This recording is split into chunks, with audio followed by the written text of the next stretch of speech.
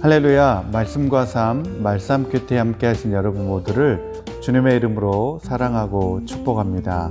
오늘의 말씀의 내용은 다윗에 대한 말씀입니다. 다윗은 37세에 온 이스라엘의 왕으로 세움을 받게 됩니다. 다윗이 10대 때 하나님의 기름 부음을 받았다고 추정할 때 그로부터 약 20년 정도의 시간이 흐른 뒤였습니다. 결코 짧다고 할 수 없는 그 기간 동안 하나님께서는 다윗을 빚어 가셨습니다. 그렇다면 이 연단의 시간 동안 하나님이 만드신 다윗의 성품은 무엇이었을까요? 첫 번째로 다윗은 생사를 넘나드는 그러한 환경 속에서도 하나님을 원망하거나 환경을 불평하지 않았습니다. 오히려 그러한 위기 속에서도 함께 하시는 하나님을 깊이 묵상함으로 탁월한 시편의 기도들을 남긴 것을 볼 수 있습니다. 둘째로 다윗은 하나님의 비전을 받았다고 해서 그것을 앞세워서 자신에게 유리한 환경을 만들기 위해서 수단과 방법을 가리지 않는 사람은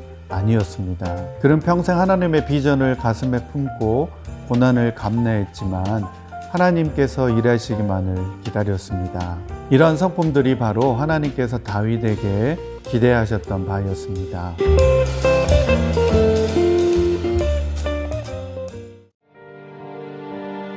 By meeting, the Council recognizes that the dangerous threat to international peace.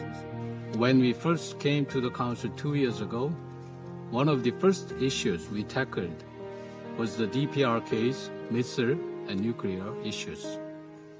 Our term on the Council started and is ending with the North Korean issue. This must be just a coincidence. But I'm saying this with a heavy heart. For South Koreans, people in North Korea are not just anybody's. Millions of South Koreans still have our family members and relatives living in the North.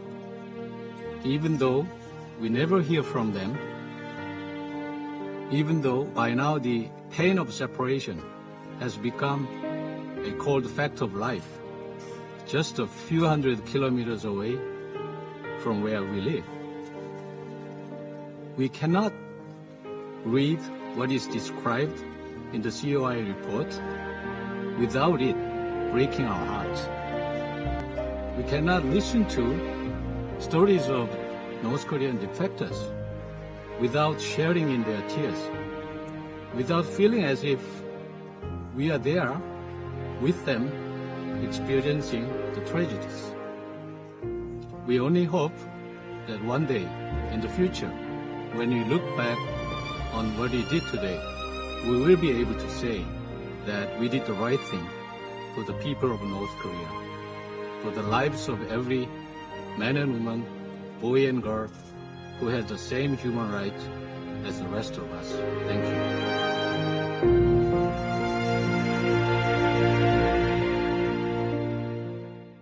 올해는 우리 대한민국이 6.25 전쟁 발발한 지 70주년을 맞이하는 뜻깊은 해입니다. 이스라엘 백성들이 바벨론 포로로 끌려간 지 70년 만에 다시 고국으로 귀환하였듯이 하나님께서 우리 조국 대한민국을 기억하셔서 통일 한국이 오는 그 날을 소망하고 기대해 보려고 합니다. 6.25 전쟁이 발발한 지 70주년이 되는 이 뜻깊은 해에 저도 하나님의 말씀을 바탕으로 제 마음에 작은 소망 하나를 품게 되었습니다. 우리 세대에 남한과 북한이 종전선언을 하고 평화적으로 통일을 함으로 인해서 서로 왕래할 수 있는 그날을 소망해 봅니다. 그리고 우리의 자녀들과 북한의 자녀들이 무력으로 경쟁하는 것이 아니라 선의의 경쟁을 펼칠 수 있는 나라, 그러한 대한민국을 꿈꾸어 봅니다. 저도 평화의 나라, 통일 한국을 꿈꾸면서 저의 작은 힘을 한 번 더 통일을 위해서 보태보고자 합니다. 우리 세대에 종전선언이 이루어지고 평화적인 통일이 이루어져서 우리 다음 세대들은 통일된 한국에서 살아갈 날을 소망해 봅니다. 그리고 우리의 자녀들과 우리의 다음 세대들이 세계 인류의 국가 대한민국의 자긍심을 가지고 살아갔으면 좋겠습니다. 오늘 본문 말씀 역대상 14장 8절에서 12절에 있는 말씀입니다. 다 함께 오늘 말씀 살펴보도록 하겠습니다.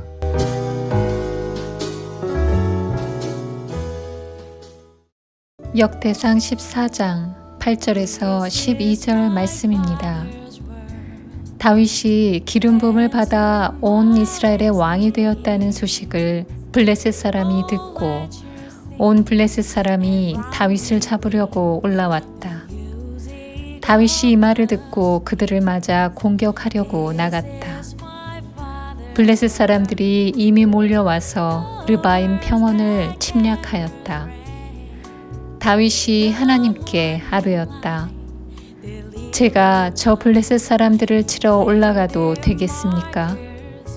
주님께서 그들의 저의 손에 넘겨주시겠습니까? 주님께서 그에게 대답하셨다. 올라가거라. 내가 그들을 너희 손에 넘겨주겠다. 그래서 그가 바알브라심으로 쳐들어갔다. 다윗은 거기에서 블레셋 사람들을 쳐서 이기고 나서 이렇게 말하였다. 홍수가 모든 것을 휩쓸어 버리듯이 하나님께서 나의 손으로 나의 원수들을 그렇게 휩쓸어 버리셨다. 그래서 사람들이 그곳 이름을 바알브라심이라고 부른다. 블레셋 사람이 그들의 온갖 신상을 거기에 버리고 도망갔으므로 다윗은 그 신상들을 불태워 버리라고 명령하였다.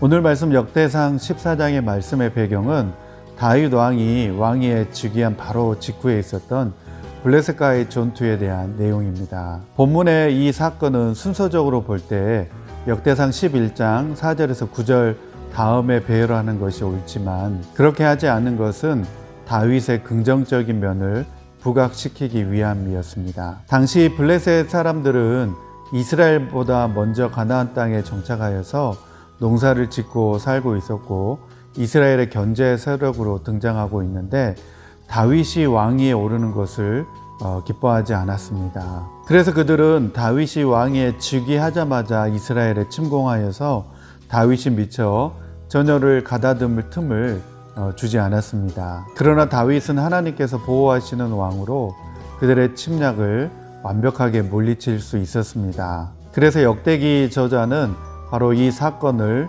특별히 강조하고 싶었습니다. 그러므로 이 역대기 저자는 이 사건을 역대상 11장 뒤에 배열하지 않고 역대상 13장 뒤에 이 사건을 배열해 놓았습니다. 역대상 13장에서는 다윗이 하나님의 심판을 목격했습니다. 그리고 그 심판은 다윗이 언약궤를 옮기는 규례를 올바로 지키지 못했기 때문에 내려진 심판이었습니다. 그럼에도 불구하고 이러한 다윗의 잘못 뒤에 하나님께서 다윗을 축복하는 하나님의 섭리를 기록한다면 한층 다윗의 특별한 면이 부각될 것이기 때문입니다. 블레셋과의 전투에서 다윗이 미처 전열을 가다듬기도 전에 이 싸움에서 대승을 이루었다는 것은 하나님의 특별한 은혜가 아니고서는 설명할 수 없기 때문입니다. 이와 같이 블레셋과의 전투에서 대승을 이룸으로써 다윗의 정당성이 한 번 더 확인된 것입니다.